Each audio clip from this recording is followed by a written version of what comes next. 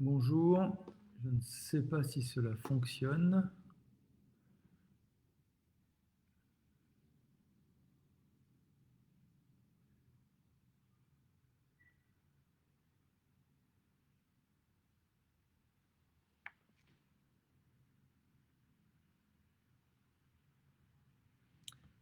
Bonjour, donc j'ai longtemps hésité avant de faire ce en direct en raison des conditions dans lesquelles ça se passe, dans le tempo, mais il m'a semblé intéressant quand même de le faire et de respecter ce rendez-vous mensuel que nous avons décidé ensemble. Bonjour à toutes et tous. Est-ce que le son est assez fort? Dites-le moi. Euh, J'espère que le Wi-Fi va fonctionner parce qu'on a des petits problèmes d'informatique en ce moment et de réseau à la mairie, ce qui nous crée quelques difficultés. Donc bonjour à toutes et tous.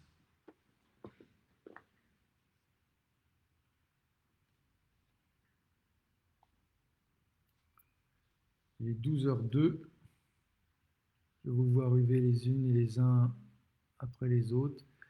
Merci Fadi de me dire que le son va bien. Merci Audrey.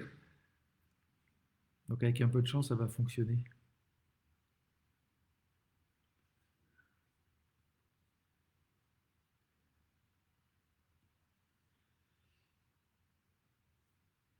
Alors Thérisol, Sylvain, je ne comprends pas. Salut Père Bichet.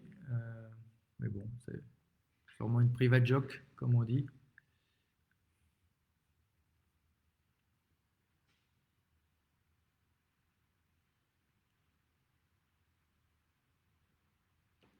Bon, on me dit qu'il faut que je parle plus fort, donc je vais parler un tout petit peu plus fort, Josiane. Merci de me l'avoir dit. Comme ça, vous m'entendrez mieux. Ouais. Il va y avoir des trolls sur notre Facebook en direct. Très bien. Bon, je vais commencer. Donc, un Facebook dans une situation un peu particulière, notamment avec l'épidémie du virus, où il faut à la fois protéger les autres et se protéger soi-même. Alors ma préoccupation et celle des élus qui sont avec moi depuis cette rentrée est d'essayer d'apporter le maximum de protection aux habitantes et aux habitants de notre ville sans tout arrêter. Alors parce que nous avons besoin de vie sociale, de vie démocratique et aussi de convivialité. Donc nous appliquons donc toutes les préconisations de l'État en essayant d'y mettre du bon sens, ce qui n'est pas toujours facile puisque il n'y a pas toujours du bon sens dans ce qui nous est proposé. Ainsi, j'ai plaidé avec d'autres maires dans le département lors de la réunion avec le préfet sur le fait qu'il ne fallait pas interdire les activités sportives. Nous n'avons pas totalement obtenu gain de cause pour les adultes, on n'a même pas obtenu gain de cause pour les adultes, sauf pour la piscine, mais au moins pour les moins de 18 ans, les moins de 18 ans vont pouvoir continuer, qu'ils soient scolaires ou pas, et donc dans le cadre associatif ou dans le cadre scolaire, continuer d'avoir des activités sportives. Il en va de même avec les réunions publiques. Elles sont toujours possibles avec les gestes barrières et le port du masque. Même si je comprends qu'il y a des personnes qui souhaitent prendre aucun risque et d'être très prudentes en évitant toute réunion. Et donc nous allons essayer, comme là d'ailleurs, d'utiliser les moyens de vidéoconférence pour permettre à tout le monde, à plus de monde, de participer aux initiatives que l'on organisera. Nous allons donc essayer de maintenir un maximum d'activité avec le maximum de précautions sanitaires. Pour l'instant, après un début difficile, il semblerait que la propagation du virus soit un petit peu moins forte dans les établissements scolaires. Alors, je disais ça hier.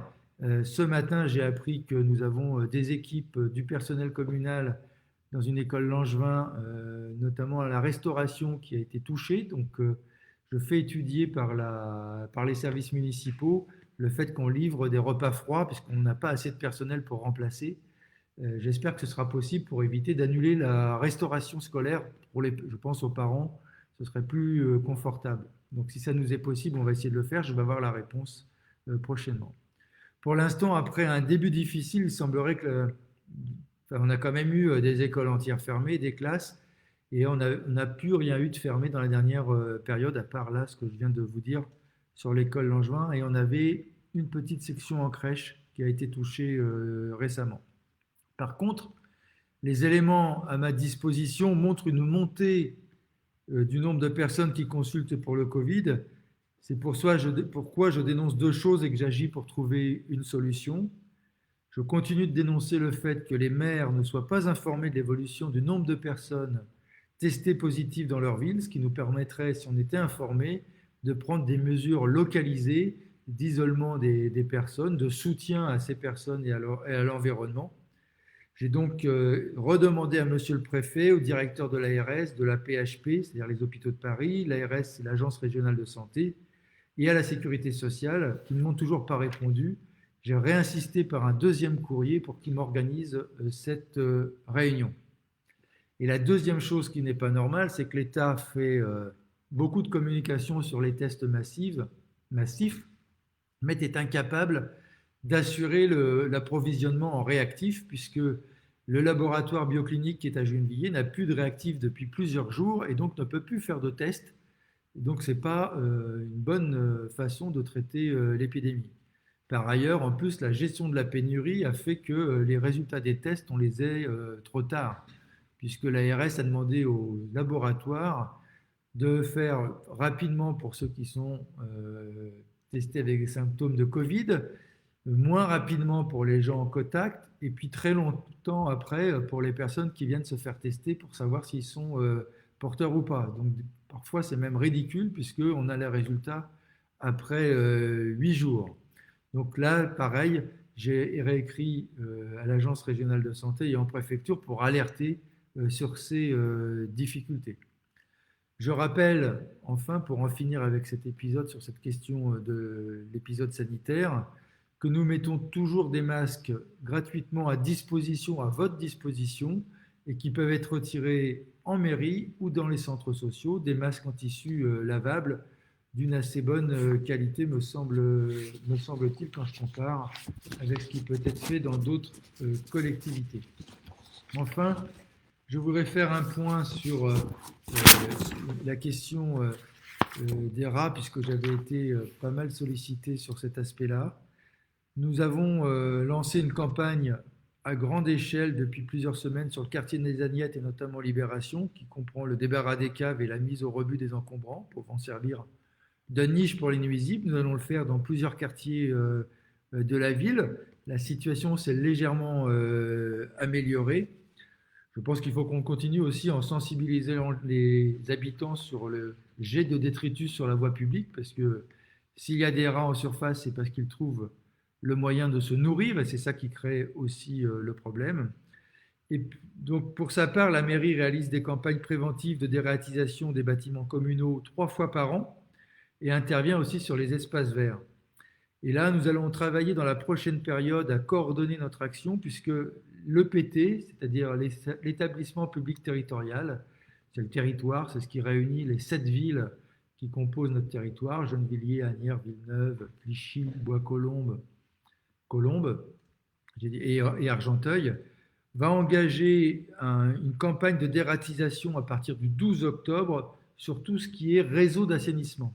Et donc, ce que l'on aimerait, et donc on est en train de solliciter les bailleurs, c'est-à-dire les propriétaires de logements, de bâtiments, qu'ils soient publics ou privés, pour qu'on essaye de coordonner, à partir du 12 octobre, cette intervention sur les réseaux d'assainissement faite par l'EPT et l'intervention des bailleurs pour nous permettre d'avoir le maximum d'efficacité pour casser cette propagation des rats qui apporte beaucoup de nuisances et essayer de faire en sorte que la situation s'améliore durablement dans notre ville. Troisième point que je souhaitais aborder avec vous, c'est la question du stationnement et notamment des macarons ou vignettes que l'on doit poser sur son véhicule quand on habite Gennevilliers sur les places vertes. Nous avons pris une décision de repousser les dates de verbalisation puisque avec cette nouvelle réglementation que nous avons décidée ensemble, puisque c'est le fruit d'une consultation passée avec les habitants, avec vous-même, où on a décidé de rester un territoire de gratuité pour le stationnement, mais réglementé avec 3 sortes de zones. Zone bleue, 20 minutes, zone orange 2 heures, zone verte 5 heures ou 7 jours si on a le macaron comme la vignette comme résident. Ces vignettes sont gratuites d'ailleurs et vous pouvez les commander. Nous faisons ça pour fluidifier, pour faire en sorte qu'il y ait moins de véhicules qui n'appartiennent pas, enfin qui ne sont pas d'habitants de la ville, et donc de faire en sorte que ce soit un peu plus facile, même si ça ne réglera pas tout, mais un peu plus facile pour les habitants de notre ville pour se garer et trouver des places, et en tout cas de nous permettre de limiter le nombre de places squattées par des voitures ventouses ou par des gens qui mettent leur voiture pour prendre leur métro et aller travailler dans Paris. Donc ça, ces zones vertes sont dessinées. Pour les personnes qui n'habitent pas la ville, enfin qui ne seront pas résidents, ils devront mettre leur disque bleu et indiquer leur heure d'arrivée pour avoir le droit de stationner pendant 5 heures. Et pour les habitants, je vous conseille moi, de continuer de faire la demande.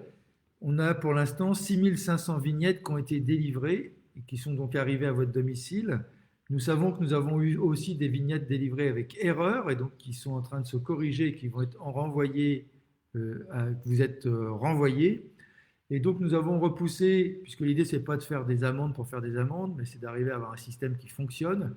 Et donc nous mettrons le système de verbalisation à partir du 2 novembre, soit à la sortie des vacances de la Toussaint.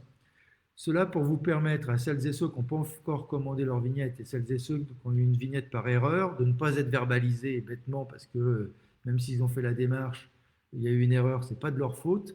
Et donc que tout cela puisse se régler. Et à partir du 2 novembre, nous passerons verbalisation. Entre deux, les ASVP mettront des papillons, des fausses amendes pour encourager celles et ceux qui n'ont pas leur vignette sur leur pare-brise de le commander rapidement, de telle sorte qu'il soit en règle à partir du 2 novembre. Il faut, pour vous donner des informations, le policier municipal qui est en ville en ce moment, on devrait avoir nos effectifs complets dans les 2 mois avec 3 policiers, mais celui-ci a déjà retiré 570 voitures ventouses sur la ville et c'est que lui, plus ce qu'a pu retirer la police nationale. Donc on commence à avancer dans une mise en œuvre de ce que l'on vous avait promis. Pour les difficultés sur les vignettes, j'ai oublié de le dire, nous avons aussi demandé à notre prestataire qui délivre des vignettes de mettre en place un accueil téléphonique pour régler les problèmes. Celui-ci est mis en place, répond aux demandes des habitants et visiblement fonctionne pas trop mal. J'en ai fini avec les informations que je voulais partager avec vous. Et avant de répondre à vos questions, je ne pouvais pas ne pas parler de ce drame que nous avons connu avec la disparition de notre ami et camarade Jacques Brune, que nous avons appris hier matin. Jacques était quelqu'un d'extrêmement important humainement pour moi, mais pour les élus. Je pense à Jacques Brune, je fais à chaque fois l'erreur, à Jacques Bourgoin, à Roland Museau, Ariel Vermillet, Martine Moncel, Yasmine Attaf, tous les élus qui nous entourent, Nadia Mouadine, Elsa Faucillon, bien entendu, mais aussi tous les autres, mais ceux qui ont travaillé avec lui dans les équipes précédentes, pour vous, habitants, qu'il avait bien connus, et bien sûr pour sa famille, je pense à Malika, son épouse, aux enfants et petits-enfants à qui je présente et je renouvelle toutes mes condoléances. Jacques, c'est même lui qui m'a fait venir à Gennevilliers. Certains diront que c'est de sa faute, d'autres, je pense pour moi que c'était une chance de connaître les Gennevilloises et les Gennevillois et je ne le remercierai jamais assez de m'avoir appris beaucoup de choses, notamment quand j'étais son attaché parlementaire et ensuite quand j'ai été son maire adjoint dans son équipe régulièrement. Jamais il s'immisçait dans les affaires, il le faisait très discrètement, très gentiment, mais me donnait toujours de bons conseils. On pouvait avoir des divergences, mais on pouvait s'en parler. C'est ce qui faisait sa qualité intellectuelle, les échanges que l'on pouvait avoir ensemble. C'est quelqu'un qui a marqué la ville, parce que c'est quelqu'un qui s'est battu pour le droit au beau pour Gennevilliers, qui s'est battu pour l'honneur des Gennevilloises et des Gennevilloises. Quelques-uns parmi vous certainement se rappellent de cette attaque médiatique qu'il y avait eu avec ce film sur le luth, qui vraiment faisait une caricature des Gennevilloises et des Gennevilloises inacceptable. Et Jacques avait pris son bâton de pèlerin, avait fait le tour de tous les médias pour contester, polémiquer et aussi montrer les responsabilités de l'État qui organisait la ségrégation urbaine, c'était ses propres et sociale, ses propres mots. C'est lui qui s'est battu. Si Jacques Brune n'avait pas été là, on aurait une grosse tranchée à la place de la A15 non couverte. Et toute la couverture pour protéger les habitants du village, c'est lui qui avait organisé la bataille avec les habitants. De la même façon, sur la réalisation de la zone d'activité des Barbaniers, sur l'arrivée d'une partie du métro sur Gennevilliers ou du RERC. J'aime beaucoup une des formules qu'il utilisait, c'était je suis l'avocat du peuple. C'est une formule qu'il reprenait de Jean Jaurès, qu'il utilisait pour parler de l'Assemblée nationale ou de son rôle de maire. Et il précisait toujours, ce qui me semble toujours vrai, que la force qu'il avait à l'Assemblée nationale, la force de ses paroles, ne tenait que si on se ressentait qu'il y avait beaucoup de monde derrière. Il disait ma force, c'est la vôtre. Et c'est la force de votre rassemblement, c'est la force des citoyennes et des citoyennes qui ne font pas simplement que de voter pour déléguer, mais qui agissent en permanence et qui agissent pour en manifestant, en signant des pétitions, en faisant savoir leurs exigences et leurs volontés. Et avec Roland Museau, il a formé ce tandem à la fois au Parlement, l'un au Sénat, l'autre à l'Assemblée nationale, l'un comme maire, l'autre comme maire adjoint. Et donc, c'était quelque chose de très fort pour nous. Un homme avec une grande attache. J'en dis pas plus parce que je vais être trop long, juste pour vous inviter à l'hommage public que nous lui rendrons le vendredi 9 octobre. Donc à 11 heures, il sera possible de venir se recueillir devant son cercueil, devant la mairie. Et ensuite, nous ferons une cérémonie d'hommage officielle avec des prises de parole à 14h30 dans la salle polyvalente placée sous la mairie. Donc, je vous donne rendez-vous vendredi 9 octobre, soit le matin, mais surtout à 14h30 pour cet hommage officiel. Je vous remercie de votre attention. Alors, j'ai perdu la connexion, j'espère que